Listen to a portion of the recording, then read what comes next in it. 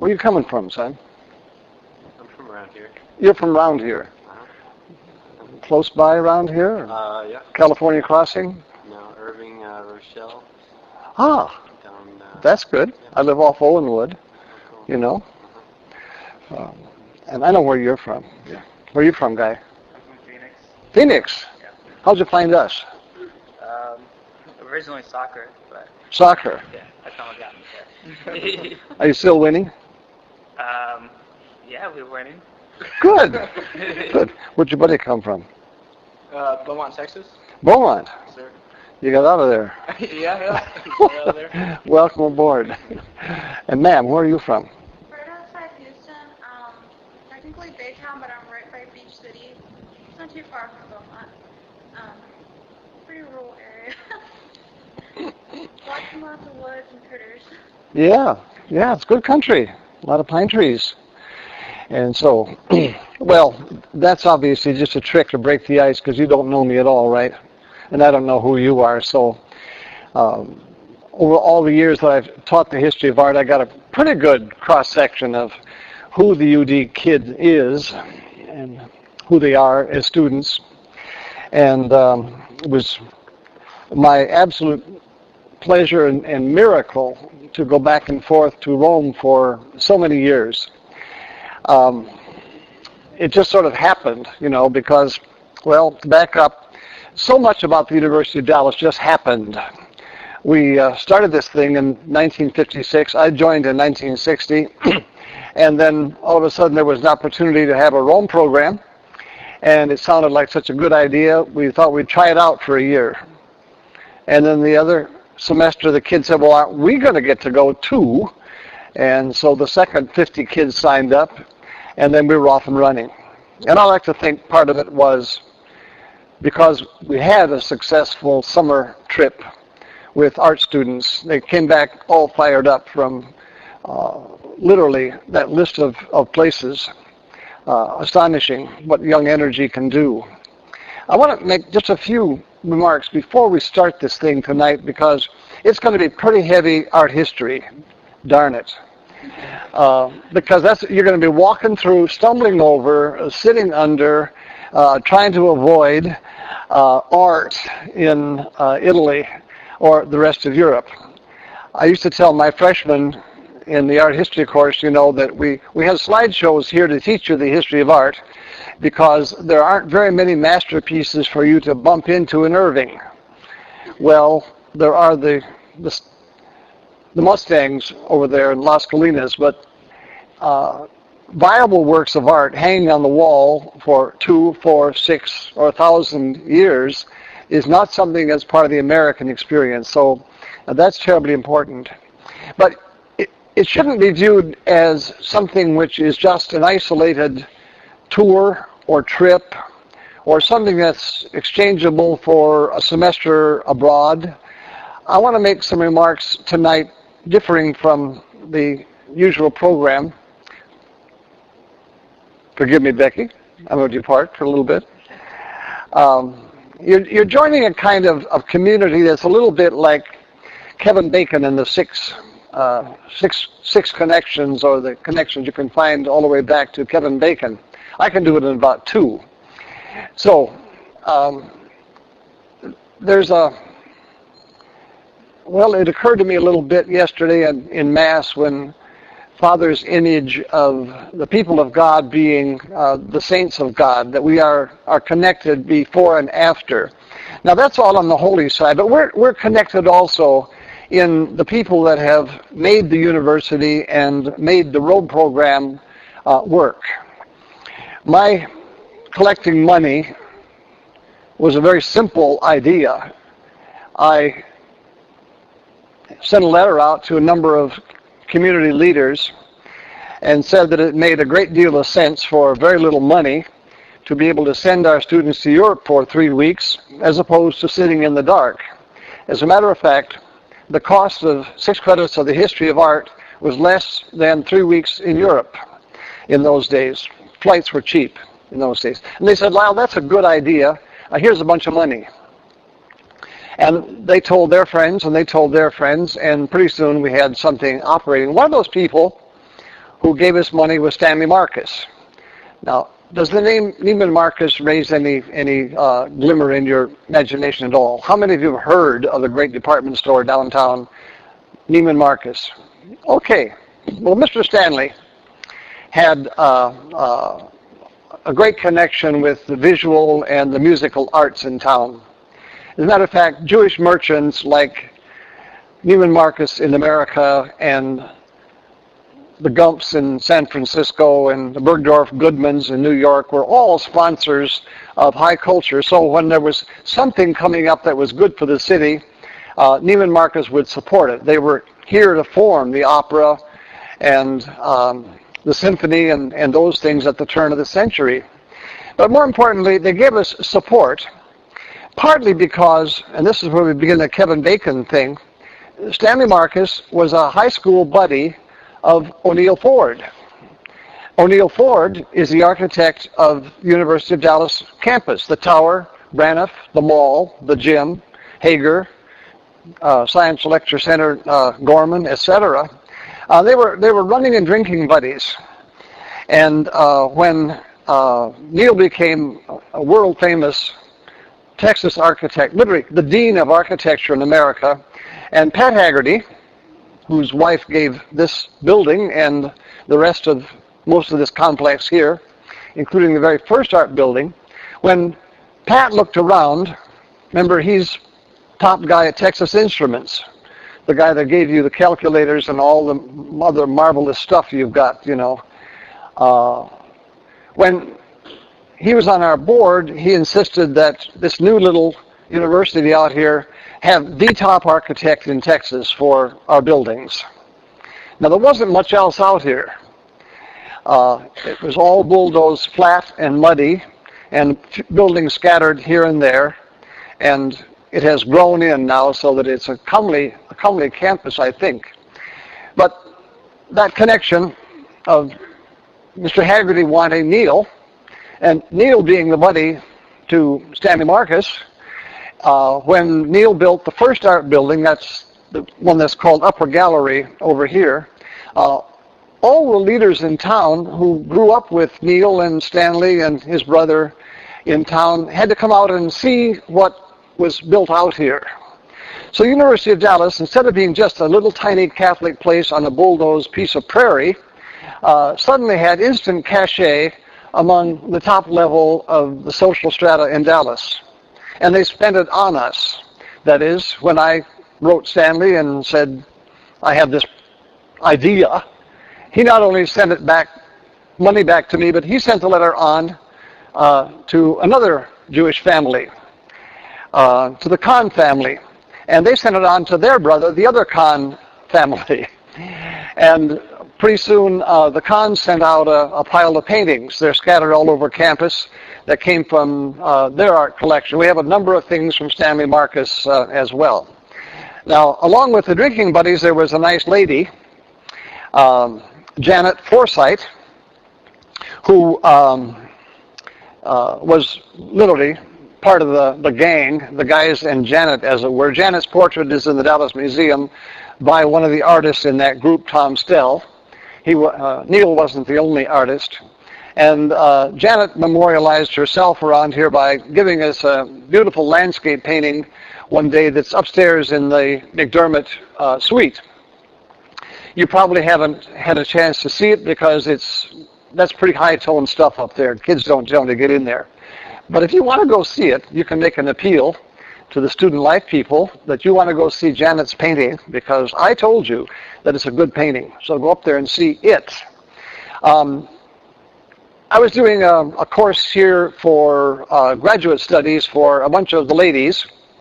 Louise Cowan gathered 100 of the richest ladies and influential ladies in town to come out on Tuesday for 3 hours of lecture and lunch to support the university. Janet was a part of that group. And one day, the class that I was teaching them was the history of art for the ladies. One of the ladies was Betty Carpenter, who were formerly the owners of all the land that became Las Colinas, the Carpenter Ranch. And I made a silly note one day in class, and I just said, you know, the students are all going to go to Greece in a couple of weeks for a 10-day trip. And wouldn't it be nice if we went along? And one of them, obviously a leader of the group, put her head up and said, girls, shan't we do that? And they all nodded and said, yeah, let's do that. So set it up, Lyle, do it. We'll go to Rome with you. We'll go to Greece with you. Now, these are very, very wealthy ladies, and one of them remarked to me that we could never have afforded a trip so cheap. They were used to doing high-tone trips or safaris in Africa and that kind of thing. But one of them was Janet, the same lady. So we took a day off and went up to Florence with, there were 15 of these ladies and several husbands and another professor and myself. And Janet had me guide her to a certain address, and we found what was formerly a pensione, was now an architecture shop in Florence, and she just stood there and looked at the building and began to cry. When Janet was a teenager, her mother gave her a letter of credit to the banks of the world and shipped her off by boat to Florence for a year. She's 18. She's just out of high school. Maybe she wasn't quite. And she was on her own to study. You go over there and study. So here's this lady now, 50 years or so later, and she's with me. She's standing in front of the pensione. So, in a sense, the Kevin Bacon part of the Rome program goes back a generation or two behind that even. So these connections are things that are buried deep in our Rome past, that I just want you to take them in to realize that when you come to the University of Dallas, you join a wonderful, large, and very deep and powerful community that's deeply connected through my view, through the arts. Other people will give you a story about business connections that are equally valid and equally connecting, and others, I suspect, can find a Kevin Bacon connection to the athletic world as well. Now, that's the usual departure from telling you what you're going to see in Rome. I want you to just put that in your head and understand that you've been selected, you've been chosen, you've been blessed, you've been counted, you've been listed to join the University of Dallas's great adventure in Rome. And behind it are all these people of goodwill, these tangled lives that weave in and out of our story, like Janet and her gift. There's another lady's gift, which is upstairs in Hager as well, and that's the gift of a Roman candlestick. That is, the base of it is a Dionysiac Roman candelabra base of the 2nd century A.D. Has a 15th century Veronese shaft on top, converting it to a Paschal candlestick. And I recommend that you see it. There was a painting on the wall, and I'm not sure. The Holy Family painting is down because they were fixing that room this summer, and it's not back up yet again. Well, it should be back up. Because a couple of meetings ago, I met a young man. Anybody here who might be the great-grandson of Frank Heller? No. Okay, you're not. No. You come from here. Mr. Heller was a member of the board of trustees, and when I was running up the idea about art history being taught in Rome for 3 weeks with our kids and so on, Mr. Heller told me, Lyle, you just collect all the money you can, and whatever you need left over, I'll make up. And so he did. And I had the pleasure of doing the Rome talk last spring, I think, or maybe the spring before. And there was a lady in there who identified herself as being the granddaughter of Mr. Heller, and her son, who now has enrolled, the great-grandson of the gentleman who assured the money for the first years of the Rome program called the Art Travel Fund. So we are also enrolled to that level. Now, should we go back to art history? Do you get all that? Now, you guys in the back row, you may want to move down closer. The pictures are better up front, you know. It's all big stuff. So let me take the lights down for just a minute. Take them down, way down on the back row, and I'll turn the front one off down here.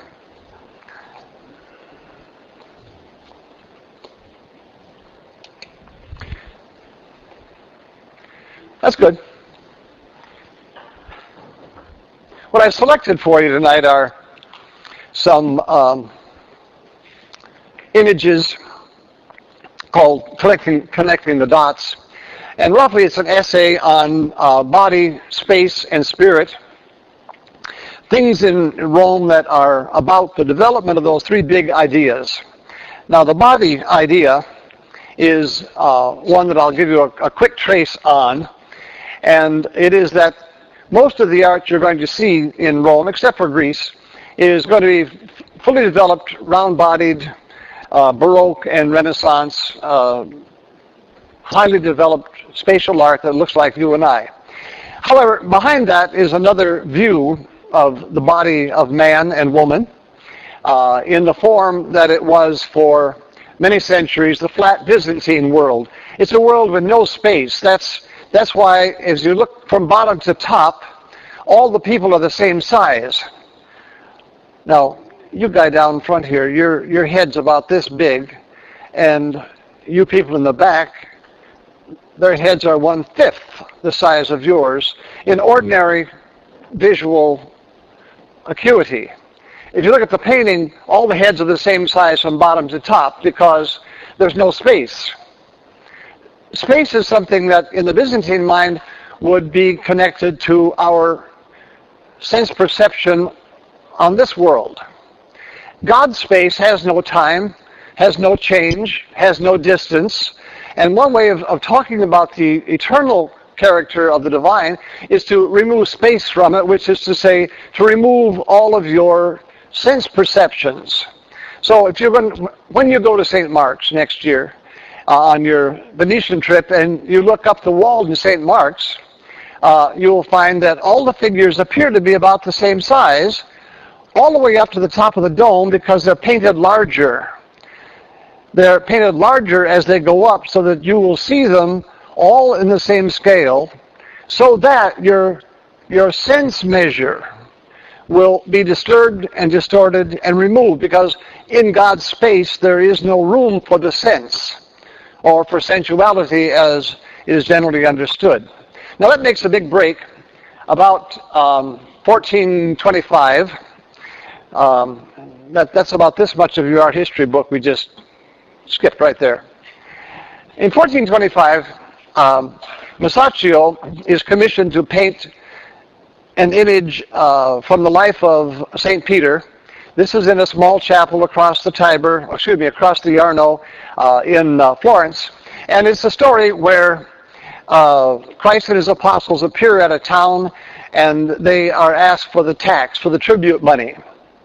And they have no money, so Christ tells Peter to go over to the lake, and the fish will appear, and he will have a coin in his mouth, and take the coin, and we will use that to pay the tribute.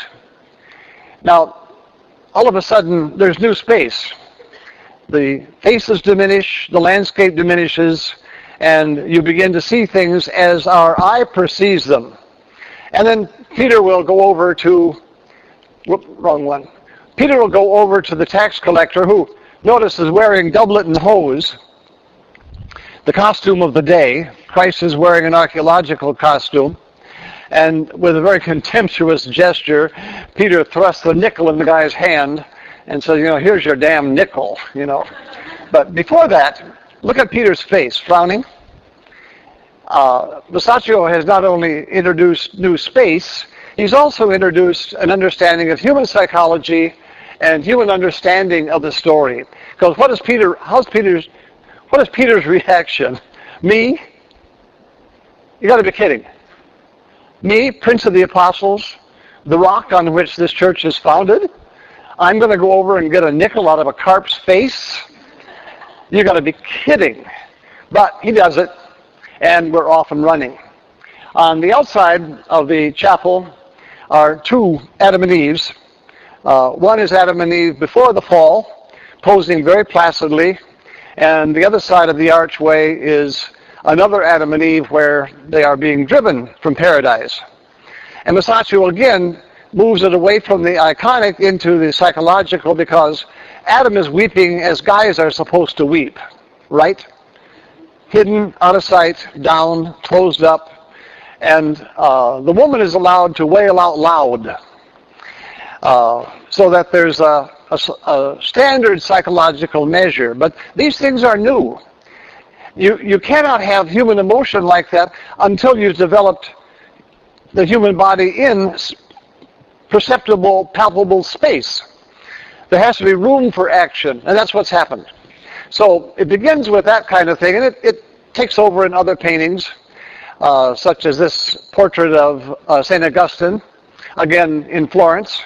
And it will assign you a place in the world too, because your eye level is a little above mine. You're looking flat at the tablecloth. I look up at the astrolabe about the star charts and the math books up there with the theorems. There's the Bishop of Hippo's hat, and you look down on his feet here. It places me at about 5 feet ahead of him, looking up, looking down, looking forward. So these new laws of perspective also assign a place for the viewer.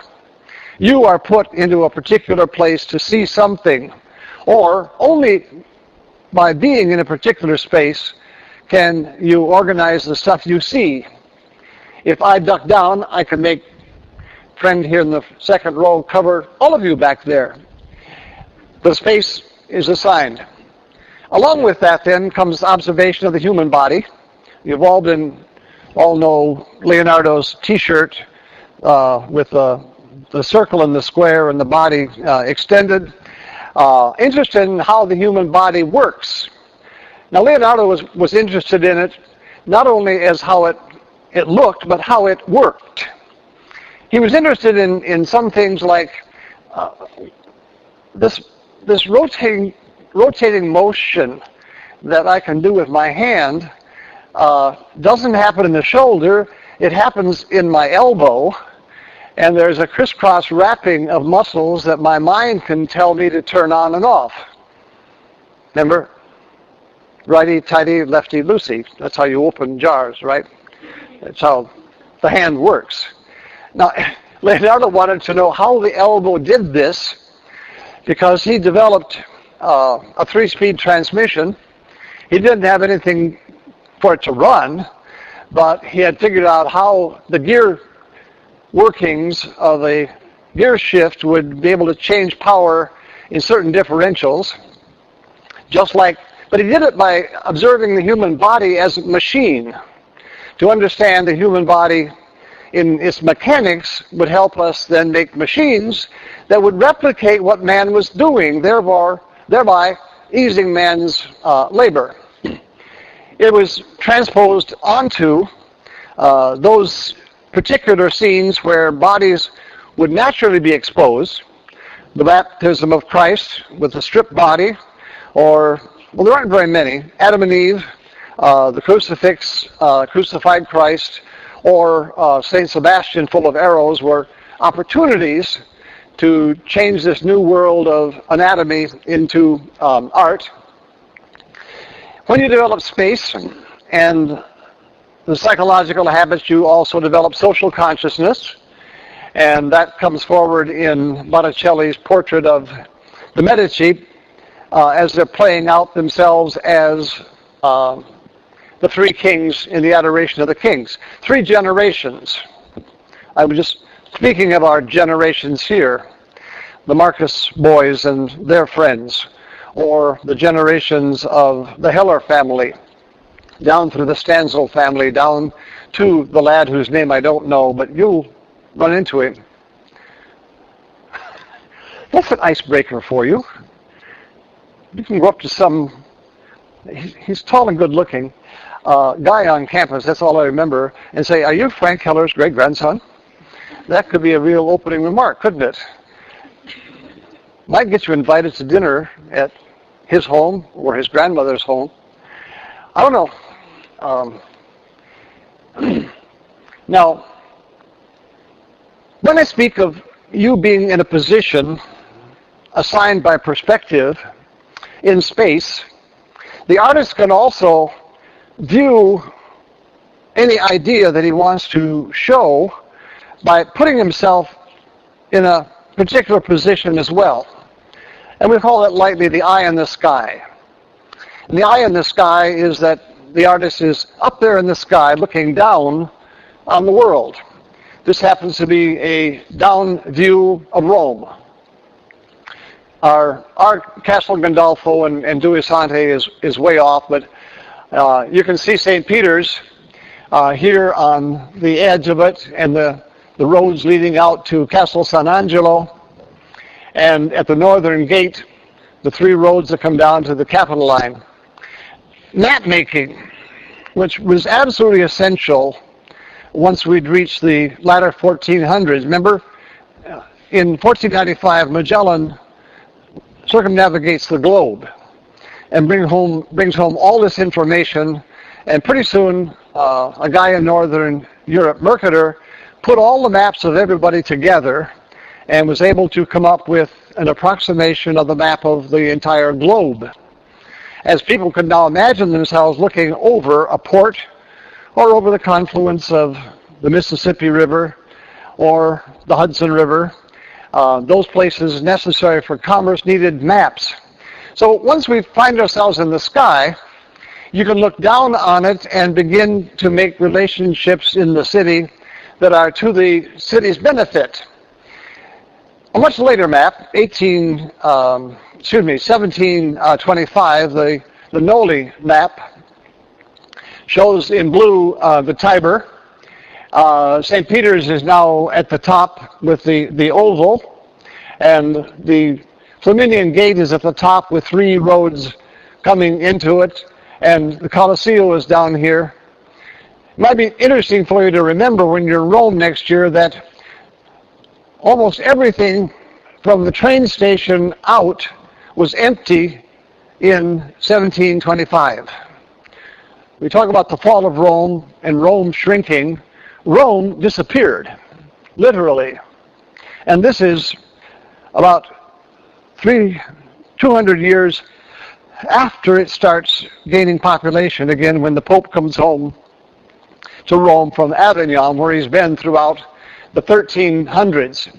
But this is very clearly able to understand now the cities from overhead, and more importantly, those great streets that you're going to experience in Rome next year are the result of a plan of Sixtus V, a generation or so earlier than this, well, 1600s, where the Pope decided that the city was a mess, and using the eye view was able to draw straight streets through the city, some of them dynamited, blasted, opened up so that you could go easily from monument to monument to monument, marking each one with a great big obelisk. One of the things you'll be confronted with in your travels in Rome next year is how to get from place to place. And very quickly you'll discover that all the things you want to see are always down the end of a straight street with an obelisk standing in front of it. If you come out the back of Santa Maria Maggiore, which is somewhere in the middle here, you can take the straight street from Maggiore, it will cross the Nomentana, and then come out at the top of the Spanish Steps. At the backside of Maggiore is an obelisk. And you look straight down the street, you see another obelisk, and that one is at the top of the Spanish Steps. Now, the hill country there is really rough, so you got to go down the steps, and then you look straight down the street, and then there's another obelisk at the very top at the Flaminian Gate, the northern portal of the city. And you do this all over town. You can buy a poster that has all of them on it. You can buy a T-shirt with most of them on it. Everywhere you go, you'll find an obelisk. These are Roman obelisks, brought home as loot and booty from ancient Egypt, and then moved around by the papacy in the years of this great map-making endeavor. In the 1600s, we began to conceive the city in terms of its space being solids and voids. We have a lot of empty space in America. We like front yards and backyards and parks and lots of open space around things. You'll find that Rome is a dense city. And it's pictured here. Everything that's black is solid masonry, and everything that's white is an opening. So inside of a block of dark, you'll have an opening, which means that's the plaza inside. That's the courtyard inside of a church, back to back to back to back. So the city is beginning to be conceived in terms of empty space and occupied space. Solids and voids mark the new map adjusted from overhead.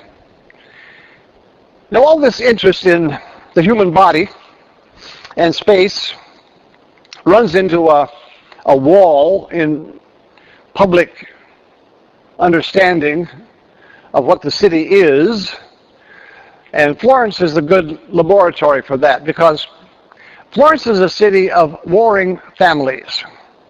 The Strozzi are at war with the Medici, and the Medici are at war with the family across the street, and so it goes.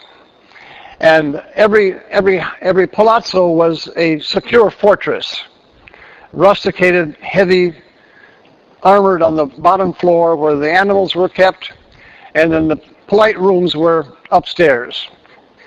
Small gate, heavily guarded, because essentially they were at war with each other. All you have to do is open the first pages of Romeo and Juliet, and you get an idea of what the medieval and early Renaissance city was like.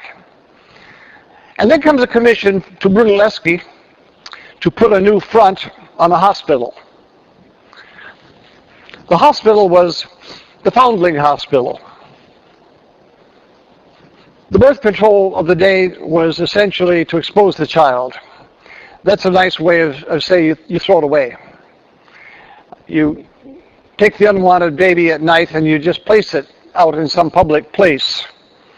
And in the night, the watchmen go around and collect the babies and take them to the foundling hospital. And it's still a children's hospital today.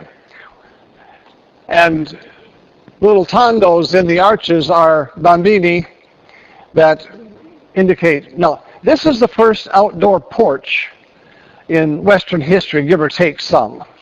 There were porches and arcades on the inside of houses, meaning the courtyard, the cortile inside, the loggia, as it were, as we've adopted the word.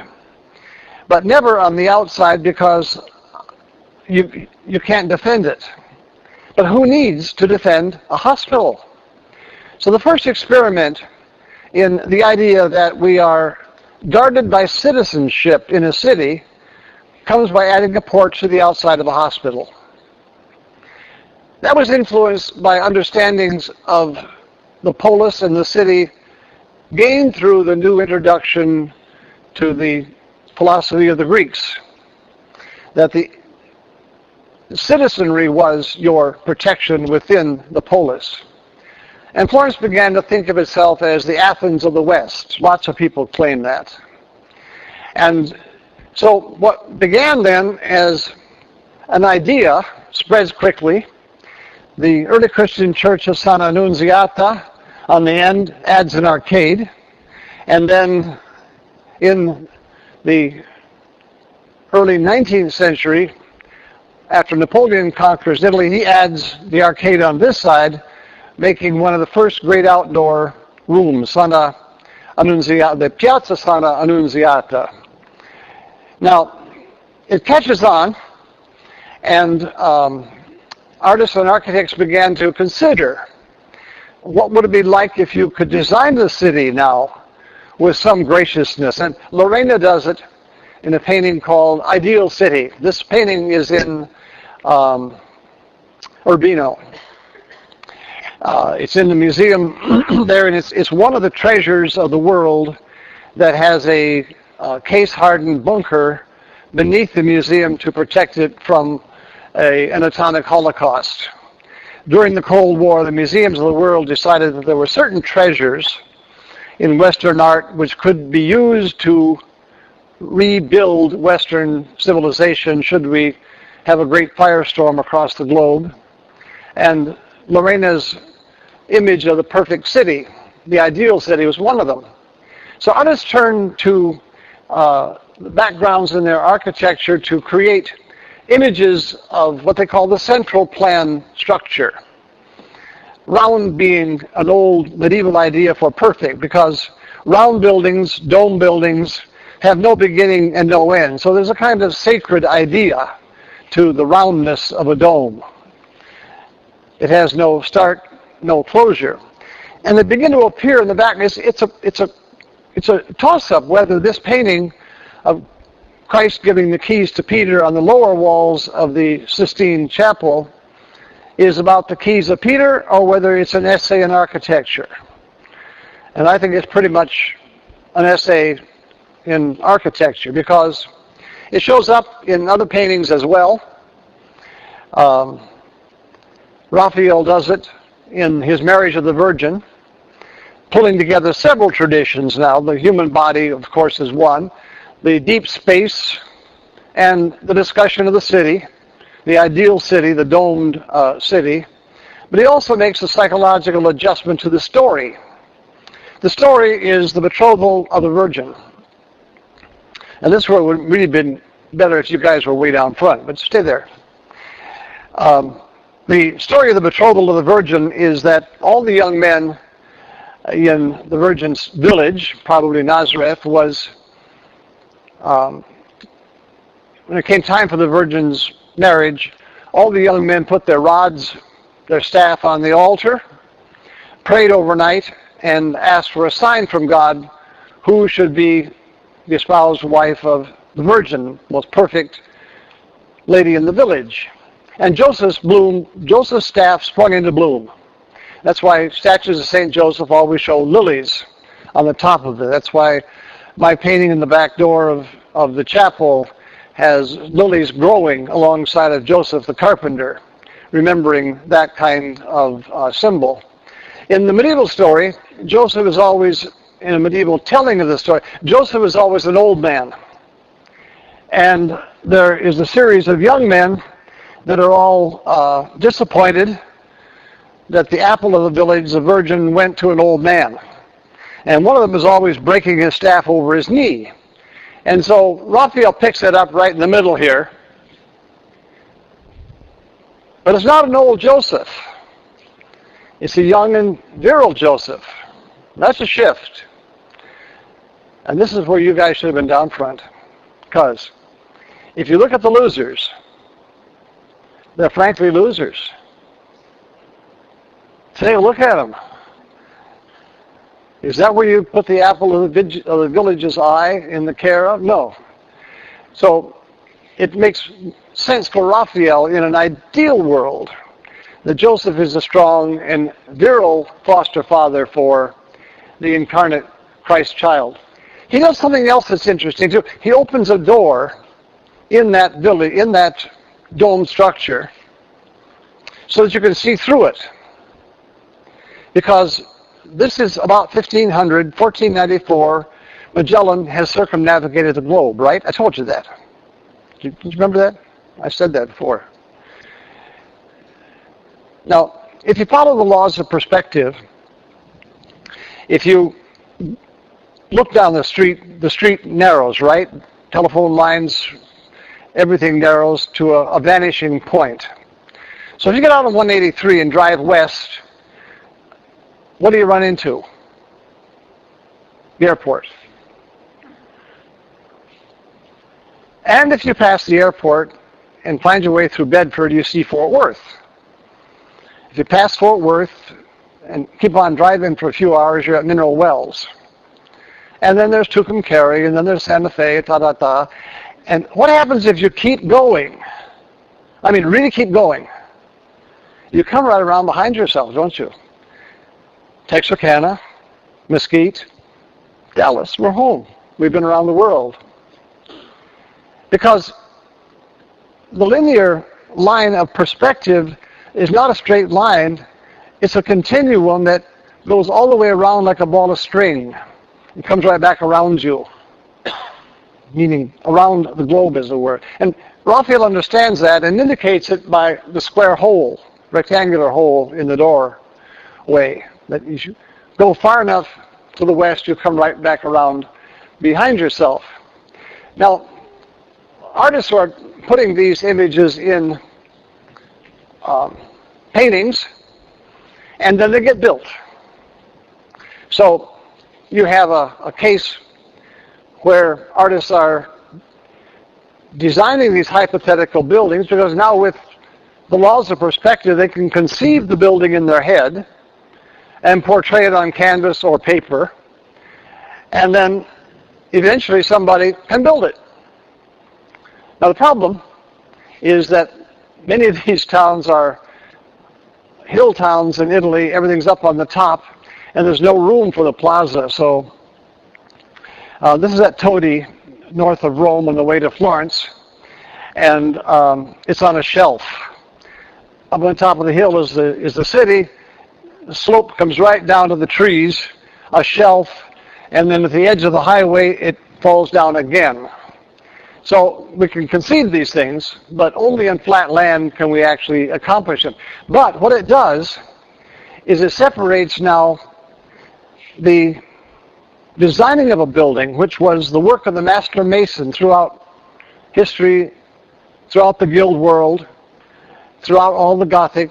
The master mason is the one who has all the secrets about how things work and come together. Now the artist becomes the architect, or the architect now only has to be able to conceive the building, make drawings of it, and then the master mason will take over and pile up the rocks and make it work. So it's a real separation in the West, and everybody does it. Pinturicchio does it here in a story in Siena.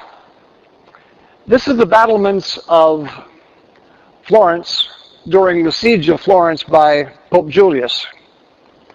While the popes were in Avignon, the city-states and papal lands developed their own independence and set up their own communes, independent states, markets and mints and everything else. And then the Pope comes home, and he wants all the land back. And basically the citizenry of cities like Bologna, Urbino, Florence, and so on say, not going to happen, GI. I don't think they called the Pope GI, but that's all right. So the Pope simply goes to war. And he takes over Urbino, and he takes over Bologna, and he's at war with Florence. And young Michelangelo is assigned the job of developing the fortifications. Now, why in the world would somebody like Michelangelo, besides being just a smart guy, why would he be entrusted with the defense of the city? And he kept the city free for a couple of years. Then a traitor one night opened the gates, and all the leaders of the city that were involved in the defense of it were all executed, except Michelangelo, who was put back to work on the Pope's tomb. He was too famous, too important to be treated as a traitor. Now, back to your image of perspective, the straight lines. A couple of other things work with straight lines. Our line of sight takes a straight line, but so do bullets and cannon.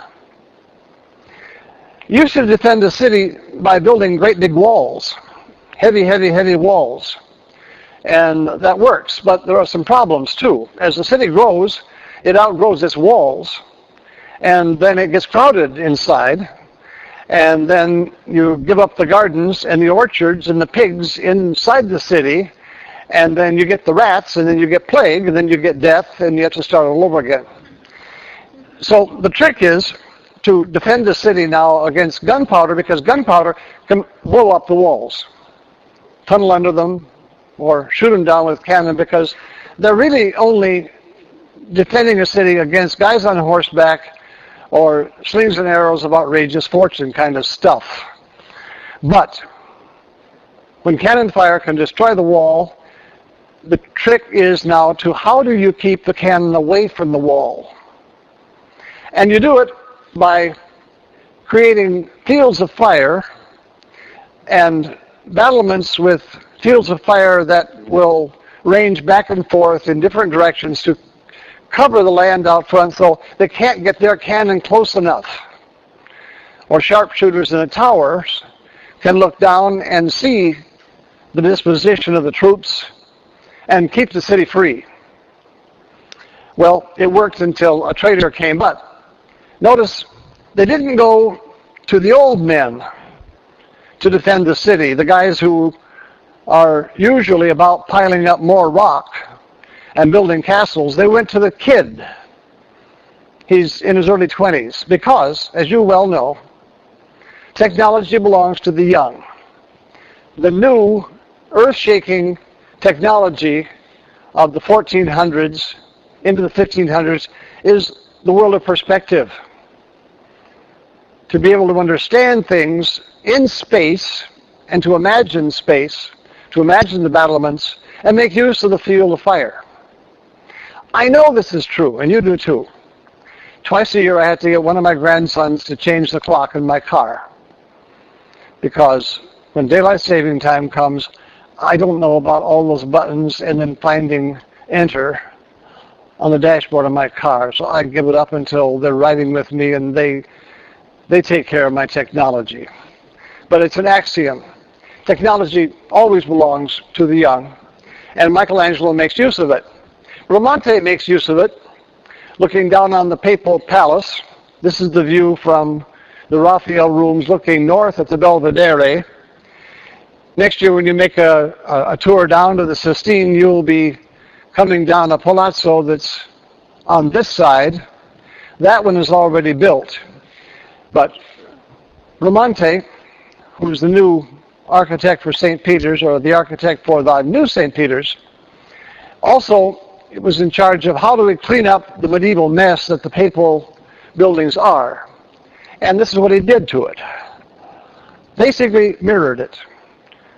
Took the old city wall, enlarged it, that is the Leonine wall around the Vatican, duplicated it over here so that you have this long, long corridor that will bring you down to the Sistina, and double the fortress on the far side so that you have one great big niche and a double stairway.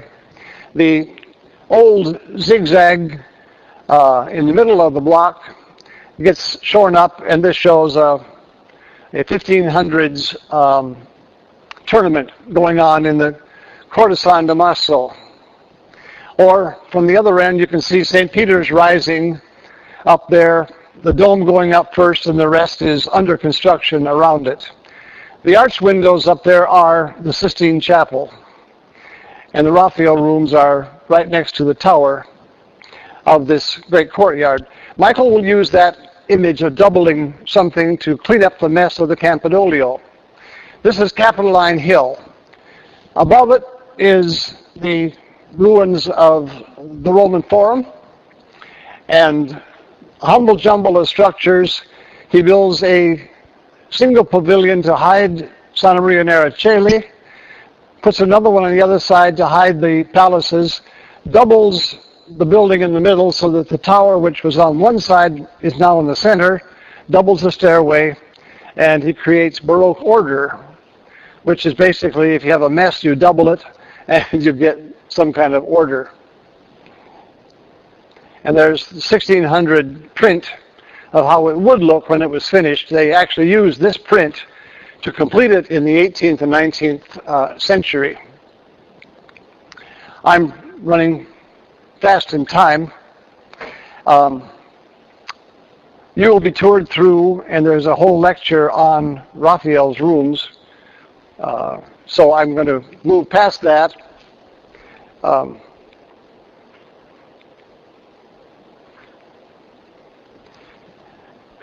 There's an iconography among all the stories of the life of Christ that is an important one, is the Transfiguration. It's a name we've chosen for the chapel on the Rome campus. Christ transfigured between Moses and Elias. I gotta unwind that. Let me do this little bit on Michelangelo first. Now, all this study about the human body, particularly the nude human body as in the David and the Adam, all the figure use of the human body telling the stories reaches a kind of high perfection in the High Renaissance. The secularization of sacred scenes also reaches a high point. And one note of it would be when the Medici boys play the roles of the three kings. When certain levels of sacred art, religious paintings are really Renaissance picnics, and on the hillside there are three crosses, and it's called crucifixion, there's some problem with using all of the new advanced techniques of perspective, the human body, and space to satisfy artistic, but also mostly political and monetary goals and needs. Michelangelo is commissioned to do a painting for, and that's actually pretty close to life size, for his friend Angelo Doni. It's an egg tempera. As far as we know, it's one of two egg temperas that we have from his hand. The other is in the Kimball. I just went past it a minute ago, the print of the saint being borne up by demons. Michelangelo is a very, very fine and deep theologian in theological images that deal with sacred art, or using his art to explore and explain the theology of sacred subjects. So he offers this image of the Holy Family. It's really the rest on the flight into Egypt, a common subject. And he uses it to make a very strong point about a proper use of perspective. If we go back to our idea of where the eye level will put the viewer, if you ask, where am I sitting in this painting, because Renaissance space presupposes that what happens in the picture happens out here as well. It goes to right and left, and the frame is just an iris over certain parts of the subject. So, where are we? And you assign that space based on where the horizon line is in the picture. And it cuts right through the Virgin's face. Right about her eye level is where the mountains cross. Meaning that your eye level, apropos the Holy Family, is your eye level and the Virgin's are about the same. It means you are seated on the ground with the Holy Family. It's the only way you can see the group in that setting is to be down there as well. Now that means that Michelangelo has brought perspective into incarnational theology to state very easily that we share the same soil as the Holy Family. This is the earth that Christ walked on. Now right behind it is another scene.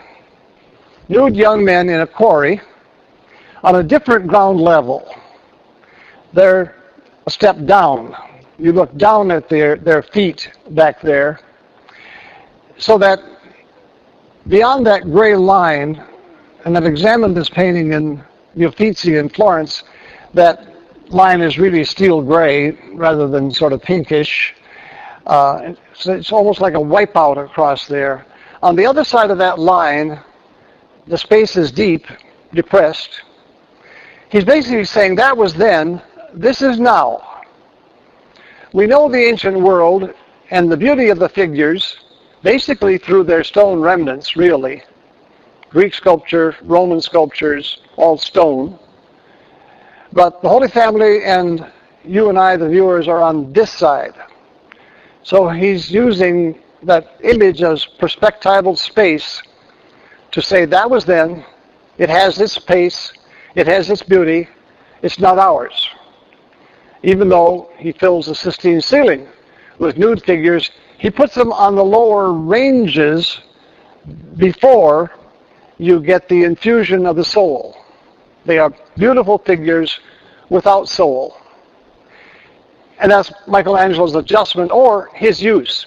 He also designed the frame, which luckily has survived throughout the ages as well. Now back to the Transfiguration. This is Raphael's last painting. He dies in 1520, same year as Leonardo, and essentially the cultural world says the Renaissance ends with the death of Leonardo and Raphael. And the story is 2 chapters in Scripture. The apostles witness Moses and Elias on both sides of Christ, dressed in super white garments. Scripture says whiter than any fuller can bleach them. And then below that is a story of the epileptic boy, which is the chapter that follows. And the boy is, in Raphael's story, is trying to show the people what he sees. And they won't look at it. Instead, they're all engaged in a conversation like, what in the hell is he pointing to? What's going on, you know? And you have to pick up a little bit on what would be popular philosophy of Florence of the day, understanding their Greek gods very well. The god of making, as you'll discover when you're on your Greek trip, the god of making is Hephaestus. Hephaestus has his own temple in the Agora.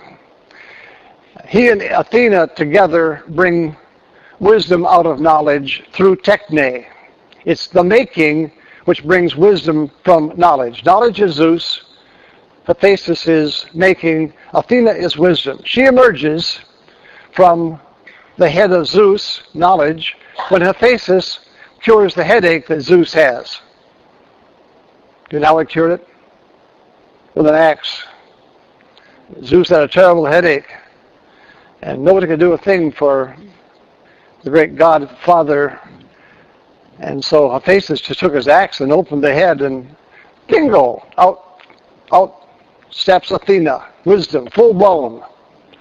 So it takes work, techne, art, to turn knowledge, which you know, into wisdom, which is something you can then utilize and pass on. So, knowing that the artist is Hephaestus, and he's a lamed god. He has a club foot, and that goes all the way back to very ancient stories in the formulation and anthropomorphization of gods. If you had somebody who understood the metallurgy in the Iron Age, he'd be precious. So you probably kept him from running away by cutting off a foot, which was standard practice for prized slaves, to keep them working for you, for protecting your possession of their knowledge. So we back up and we have Raphael, who's an artist, who spent his life trying to tell us something. His great paean was the paintings that I just skipped over, the rooms of the stanza. And basically Raphael is saying, I'm trying to show you something with my work, and you won't look at it. All the reasons for trying to explain away how an artist works. We love Van Gogh's ear, because then we don't have to pay any attention to him as an artist. We can put him over there with madmen. We like to have our super artistic heroes, brought down to earth somehow. Lance did it all by himself, but that's another story. So Raphael has this tact that he spent his life. He dies at 37. He's a cardinal. For a while, he's the master of works of St. Peter's. He directed 10,000 artists and artisans working for him on the works for the papacy, and they won't look. It's an old story, and I'm always interested in finding it deeply buried in one of the finest artists of the Renaissance. Whoops. Oh, I won't let that happen. I got to go back a minute.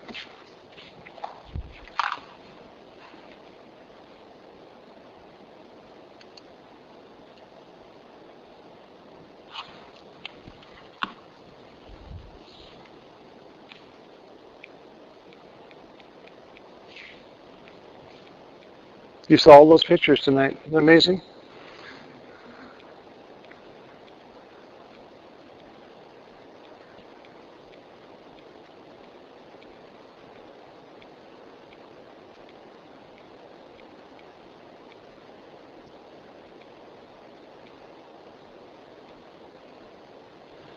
When you get to Rome next year, there will be an addition to the Chapel of the Transfiguration. An artist in Dallas, Julie Ritchie, is converting my painting of the Transfiguration to a mosaic, which will be in the Chapel of the Transfiguration. Those who heard my little spiel for the Rome talk know that I have a paragraph, but I'll give it to you anyway, that we take you to Rome with the Rome program to complete 5 courses of your core curriculum, and there will always be a certain feeling among the students that it would be really nice if I could stay here. Sometimes that means they would love to marry the waiter or find another pretty Italian lassie, but just as Christ said in the gospel, remember the apostles wanted to stay there on the mountain. They wanted to build booths or altars to remember this event. And Christ said, no, don't speak of this until the Son of Man has risen from the dead, which surprised the daylights out of them and frightened them just a little bit. But basically it was now you had to go back down and go to work. So you go to Rome, and there we show you something like the Transfiguration, like Christ showing us Moses, Elias, and paradise. But then you have to come home and go to work, earn a degree, get a job, and go on with your life. Color's a little washed out in the middle. I've used the mandorla around the Christ figure. It's the Greek letter theta for theos that circles Christ. It's a medieval mandorla like a halo around Christ in Last Judgment with the crossbar. It's theta for theos for the Father. That the Transfiguration is one of 2 times in Scripture that the Father speaks. The other is the baptism of Christ. One of the 4 great mysteries you'll see holding up Byzantine domes. Christ is turned toward the young. Elias was a young man taken from the field. He will return and have to die. And Moses looks out at us. Moses is the old. He's the wise one. He's wisdom. The earliest use of Christ and our sacred images are to insist that Christ came in time, and that changed everything. There's an AD, BC, before and after, Alpha and Omega. And one way to do that is to use old and new as the flanking figures on both sides. And it goes from a green landscape bleached out here to a sky above that glowing aureole of Christ and the bright costumes of Moses and Elias. This is about a quarter done in Julie's studio. Sometime this winter it will be transferred to the Rome campus, and this painting will remain here on campus.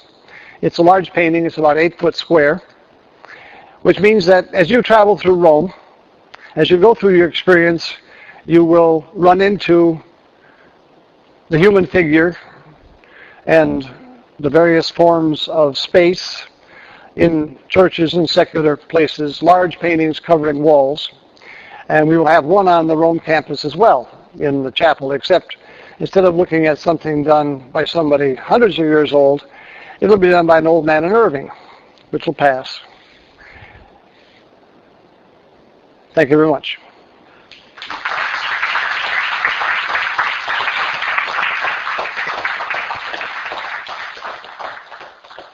Tell them as loud as